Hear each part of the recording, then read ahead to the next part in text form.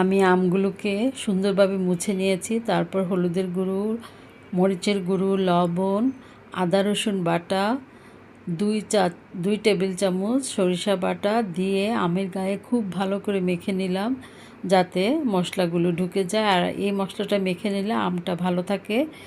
তো আজকে একটু রোদ পেয়েছি, তো আমি দিয়ে দিলাম একটু রোদে সামান্য। আর এই আচারটা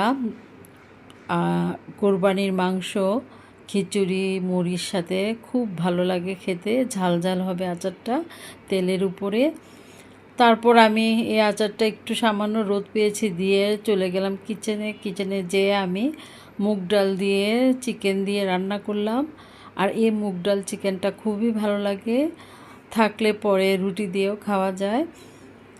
তো এভাবে রান্না হচ্ছে, সাথে টুকটাক কাজ করছি। সবাইকে অনেক ভালোবাসা। আল্লাহ হাফেজ।